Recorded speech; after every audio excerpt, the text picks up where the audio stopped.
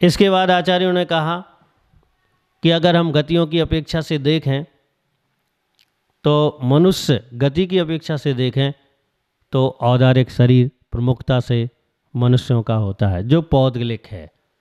पुद्गल परमाणुओं से बना हुआ है, पुद्गल परमाणुओं से निर्मित है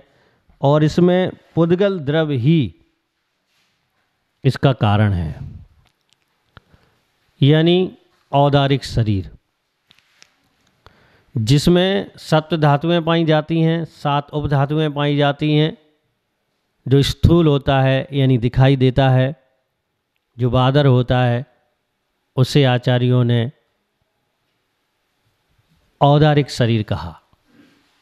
वो हम देख ही रहे हैं, हमारा और तिरंचों का जो शरीर है वह औदारिक शरीर है। प्रत्येक मनुष्य और तिरंच जिनसे हम परिचित हैं, हमें उनका शरीर दिखाई देता है, नज़र आता है। कर्म अनुसार, नो कर्म अनुसार शरीर की पुद्गल परमाणु संरचना करते हैं। जैसा जिसका नो कर्म होता है वैसे वैसे उसके शरीर की संरचना होती है। अगर नो कर्म का क्षयोक्षम बहुत अच्छा है तो सुंदर, विशिष्ट, बलवान, शक्तिशाली शरीर, औदारिक शरीर पाता है। और क्षयोक्षमहीन है तो जैसा जैसा क्षयोक्षम होता है वैसा वैसा हिसाब से उसका शरीर, शक्ति, बल और सुंदरता उसकी होती है। हमारा शरीर औदारिक है, मनुष्य पर्याय में हम हैं और मनुष्य पर्याय में औदारिक शरीर की महत्वपूर्ण उपयोगिता है, क्योंकि औदारिक शरीर में शयनन होते हैं, संस्थान होते हैं और ये शयनन और संस्थान भी पुद्गल परमाणुओं पर आधारित हैं। यानी यूँ कहें कि औदारिक शरीर की जितनी भी विशेषताएं हैं सभी की सभी पुद्गल परमाणुओं पर आधारित हैं, अर्थात ये सारी व्यवस्थाएं पुद्गलों से उत्पन्न होती हैं। मात्र जीव का जैसे कर्म का क्षयोक्षम होता है, उनके बल से पुद्गल उस रूप परिणत होता है, उस रूप उसका व्यक्तिकरण होता है, उस रूप उसका उपयोग होता है, उस रूप उस शरीर का फल सुख और दुख रूप में जीव के लिए प्राप्त होता है। जैसे कोई सुंदर होता है, कोई कुरूप होता है, कोई शक्तिशाली होता है, कोई शक्तिहीन होता है। ऐसे कई प्रकार से देखें अगर हम, तो कहने का मतलब ये है कि औदारिक शरीर बहुत अच्छा है, क्योंकि औदारिक शरीर उच्च शयननधारी वाला होता है, क्योंकि औदारिक शरीर उच्च संस्थान वाला होता है, क्योंकि औदारिक शरीर से ही दिगंबरत्व यानी मनुष्य औदारिक शरीर से दिगंबरत्व धारण किया जा सकता है और शक्ति अनुसार तप साधना की जा सकती है और द्रवच्छेद काल भाव का निमित्त पाकर औदारिक शरीर के द्वारा जीव मुक्ति भी पा सकता है। इसलिए औदारिक शरीर मनुष्य पर्याय में अगर प्राप्त होता है और उच्च शयनन के साथ, उच्च संस्थान के साथ अगर किसी जीव को प्राप्त होता है तो वह मुक्ति का कारण बन सकता है। मुक्ति की राह पर चलकर वह उस जीव को संसार से मुक्त कर सकता है। और अगर पाप के उदय वाले जीव के लिए औदारिक शरीर प्राप्त होता है तो वह दुर्गति का साधन भी बन सकता है, क्योंकि औदारिक शरीर से तप किया जा सकता है, औदारिक शरीर से पाप किए जा सकते हैं, औदारिक शरीर से कर्म की निर्जरा की जा सकती है और औदारिक शरीर से कर्मों का बंधन भी किया जा सकता है। इसलिए दिगंबर आचार्य तो ये कहते हैं कि हमें औदारिक शरीर का सदुपयोग करना चाहिए और सम्यक की प्राप्ति, ज्ञान के आलम्बन में, चारित्र के पुरुषार्थ में लगकर, मुक्ति के मार्ग पर चलकर हमें औदारिक शरीर से आत्म सिद्धि करनी चाहिए, क्योंकि जितने भी सिद्ध हुए हैं और जितने हो रहे हैं और जितने होंगे वो सभी के सभी औदारिक शरीर को पाकर ही मुक्त होंगे। और ये पुद्गल से बना हुआ औदारिक शरीर मनुष्य पर्याय में बहुत बहुत उपयोगी है,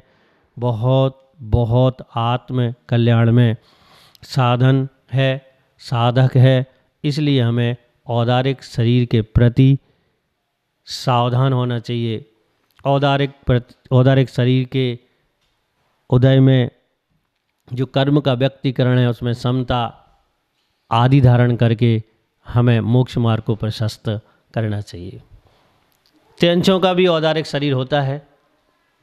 लेकिन वह औदारिक शरीर उनका बद्धबंधन आदि अनेक प्रकार के कष्ट दुखों से भरपूर होता है। फिर भी आचार्य कहते हैं जो भव त्रियंच औदारिक शरीर को धारण करने वाले होते हैं वह देव साहस गुरु का निमित्त पाकर सम्यक दर्शन से युक्त होकर चौथे गुण स्थान को प्राप्त करते हैं और 5 अणुव्रतों को धारण करके 5वें गुण स्थान को प्राप्त करते हैं और त्रियंच औदारिक शरीर से भी वो मोक्ष मार्ग की ओर कदम बढ़ाते हैं, प्रशस्त करते हैं और संसार का अंत करने का प्रारंभ कर लेते हैं। ऐसा नहीं है कि त्रियंच औदारिक शरीर जो है वह साधन नहीं है मोक्ष मार्ग का। आचार्य कहते हैं कि वह साधन है। इसलिए बहुत त्रियंच यानी 5वें गुण स्थान की अपेक्षा से देखें तो सर्वाधिक 5वें गुण स्थान में त्रियंचों की संख्या आचार्यों ने गिनाई है। इसका मतलब ये है कि त्रियंच भी औदारिक शरीर से आत्मकल्याण की ओर बढ़ सकते हैं। फिर तो हम मनुष्य हैं, हमें त्रियंचों से भी प्रबल पुरुषार्थ करना चाहिए और शक्ति अनुसार चतुर्थ, पंचम और 7वें और 6ठे गुण स्थान में आकर छात्र पुरुषार्थ करके आगे मुक्ति का मार्ग प्रशस्त करना चाहिए। औदारिक शरीर की बहुत सारी विशेषताएं हैं, क्योंकि ये औदारिक शरीर विशिष्ट पुण्य वर्गणाओं के द्वारा आमंत्रित होता है, विशिष्ट पुण्य परमाणुओं के द्वारा इसका निर्माण होता है। यह औदारिक शरीर सर्वोत्कृष्ट जीव यानी तीर्थंकर जैसे पद पर आसीन होने वाले महापुरुषों का भी होता है। यह औदारिक शरीर एक सामान से सामान सहने वाले मनुष्य का भी होता है। इस शरीर के अंतर्गत बहुत सारे शरीर में विकृतियां होती हैं, रोग होते हैं, दुख होते हैं, परेशानियां होती हैं, कष्ट होता है, पीड़ा होती है और सबसे ज़्यादा भूख प्यास आदि के दुख इस औदारिक शरीर में जीव को सताते हैं, उनके परिणामों को बिगाड़ने में साधन बनते हैं। क्योंकि जैसे जैसे कर्म की उदीर्णा होती है वैसे वैसे यह औदारिक शरीर जीव के लिए उपहार स्वरूप में कष्ट और पीड़ा देता है। जीव संक्लेश करता है, संक्लेश से दुर्गति को प्राप्त हो जाता है। आचार्य कहते हैं कि अगर औदारिक शरीर धारण करने वाले मनुष्य को विरक्ति है, सम्यक दर्शन है, अगर वह आत्म स्वरूप को जानना चाहता है, पहचानता है, आत्मसिद्धि करना चाहता है, तो उसे इस औदारिक शरीर का सदुपयोग करना चाहिए। अर्थात समतापूर्वक कर्म के उदय में आए हुए कष्ट पीड़ा को सहकर आत्मकल्याण का मार्ग उसे प्रशस्त करना चाहिए। औदारिक शरीर की इतनी विशेषताएं हैं कि कहीं नहीं जा सकती, क्योंकि ये औदारिक शरीर ही मुक्ति का कारण है। मनुष्य पर्याय ही मुक्ति का कारण है। बस इतना है कि औदारिक शरीर उच्च शयनन के साथ हो, उच्च संस्थान के साथ हो, उच्च श्रेणी के पुण्य के साथ हो। जब ये अवस्था होती है तो यह औदारिक शरीर मुक्ति का कारण भी बन जाता है। अब हम दूसरी ओर देखते हैं कि देव और नारकियों का एक शरीर है, वो भी संसारी हैं, वह भी संसार में निवास करने वाली आत्माएं हैं, वह भी कर्म के उदय के वशीभूत होकर संसार में भ्रमण कर रही हैं और कर्म के कारण ही उन्होंने नरक आयु का वंद किया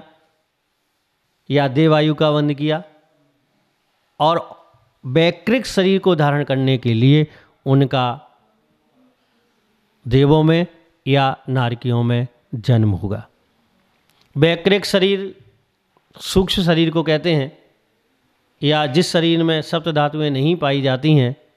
ऐसे शरीर को वैकृक शरीर कहते हैं, चाहे वो देवों का हो और चाहे वो नारकियों का हो। बस अंतर इतना है कि देवों का जो वैकृक शरीर होता है वो सुंदर, अति सुंदर, उच्च संस्थान वाला, व्यवस्थित होता है, और नारकियों का जो शरीर होता है वो कुरूप होता है, निम्न श्रेणी के संस्थान वाला होता है, भयानक होता है, डरावना होता है। ये दोनों वैकृक शरीर में अंतर है। हम पहले देवों के वैकृक शरीर को समझते हैं, क्योंकि देवों का जीवन पर्यंत साता का उदय है, और एक ऐसी साता का उदय है जो मात्र शारीरिक इंद्रिय सुख प्रदान करता रहता है। उनके इंद्रिय विषयों में कोई बाधा नहीं पहुंचती है,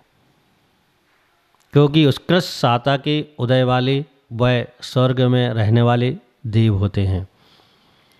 और वैकृक शरीर के माध्यम से वह अपनी सारी परिचर्या करते हैं। वह सर्वोत्कृष्ट क्रियाओं में, क्योंकि वह व्रतों को धारण नहीं कर सकते, संयम को धारण नहीं कर सकते, लेकिन सम्यक दृष्टि होते हैं और सम्यक दर्शन को प्राप्त कर सकते हैं। सम्यक दर्शन को प्राप्त करके आत्म उपलब्धि को समझकर मोक्ष मार्गों के अनुसरण करके, मोक्ष मार्गों का सम्मान करके, मोक्ष मार्गों के प्रति भक्ति व्यक्त करके आगामी काल के लिए मुक्ति का मार्ग प्रशस्त करते हैं। देव वह हैं जो सुखों का भंडार हैं, जो स्वतंत्र हैं, स्वतंत्र क्रीड़ा करते हैं, जहाँ चाहे वहाँ अपनी रिद्धियों के बल से पहुँच सकते हैं, और इंद्रियों के उत्कृष्ट विषयों में वास करते हैं, उनका भोग करते हैं। देवों की व्यवस्थाएं बहुत विस्तृत रूप से आगम में कही हैं। हम यहाँ पर मास शरीर की विशेषताओं को समझ रहे हैं, और जब शरीर की विशेषताओं को देखते हैं तो उनके शरीर में वैकृक शरीर होता है, और वह पृथक विक्रिया द्वारा एक शरीर के अनेक यानी अनेकानेक शरीर बना सकते हैं, और वह उन शरीरों के माध्यम से अनेकानेक स्थानों पर पहुंचकर अनेकानेक आयोजनों में सम्मिलित होकर उनका आनंद उठा सकते हैं। जैसे बहुसंख्या देव तीर्थंकरों के कल्याणकों में सम्मिलित होते हैं, और विक्रिया के द्वारा अपना मूल शरीर अपने स्थान पर रखकर वैकृक शरीर के द्वारा अन्य शरीर बनाकर अनेक अनेक स्थानों में पहुंचकर कल्याणकों में, नंदीश्वर आदि की यात्राओं में, दर्शन में, अकृत्रिम चैत्यालयों की वंदना में, और भी अन्य मुनिराजों के दर्शन आदि में वह अपने द्वारा बनाए हुए वैकृक शरीर के द्वारा पहुंचकर वह भक्ति का, वह दर्शन का, वह तीर्थ यात्रा का, वह पंच कल्याणकों का आनंद की अनुभूति करके उत्कृष्ट पुण्य का आश्रय कर सकते हैं। देव सामान्यतः किसी को दिखाई नहीं देते हैं, लेकिन ये उनके ऊपर निर्भर करता है कि अगर वो मध्यलोक में आएँ, कहीं पहुँचें, आगम में जिन देवों के आने का सिद्धांत है वो कहीं आएँ और कहीं पहुँचें, तो उनकी अपनी विशेषताएं हैं कि वो किसको दिखें और किसको नहीं दिखें, लेकिन वो अपनी अनुभूति, अपने अस्तित्व से, अपनी शक्ति से, अपनी रिद्धियों से मनुष्य लोक में मनुष्य और तिरंचों तक अनुभूति करा सकते हैं कि देवों का अस्तित्व है। वैसे तो देव 4 प्रकार के होते हैं, लेकिन मुख्य जो हैं कल्पवासी यानी वैमानिक देव होते हैं, जो उत्कृष्ट पुण्य का फल होता है, जो उत्कृष्ट मंद कसायों का फल होता है, जो सम्यक दर्शन का या मिथ्यात्व के साथ बहुत मंद कसायों का फल वैमानिक देवों में जीवों का जन्म होता है। मतलब कहने का ये है कि औदारिक शरीर की अपेक्षा वैकृत शरीर किसी अपेक्षा से श्रेष्ठ है, और किसी अपेक्षा से देखें तो वैकृत शरीर की अपेक्षा से औदारिक शरीर श्रेष्ठ है, क्योंकि औदारिक शरीर में संयम धारण करने की शक्ति होती है, संयम को धारण करने का कारण हेतु मौजूद होते हैं, लेकिन वैकृत शरीर में संयम को धारण करने की शक्ति नहीं होती है, उसकी उपलब्धि उसमें नहीं होती है। यही कारण है कि देवलोक चतुर्गुण स्थान तक और मनुष्य औदारिक शरीर वाला मनुष्य जो है वह 14वें गुण स्थान तक पहुंच सकता है,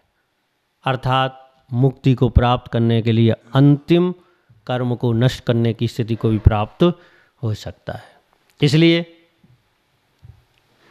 औदारिक शरीर श्रेष्ठ है, लेकिन वैकृत शरीर औदारिक शरीर की अपेक्षा से इसलिए श्रेष्ठ है क्योंकि उसमें अन्याय पूर्वक प्रवृत्ति की भावनाएं या पुरुषार्थ नहीं होता।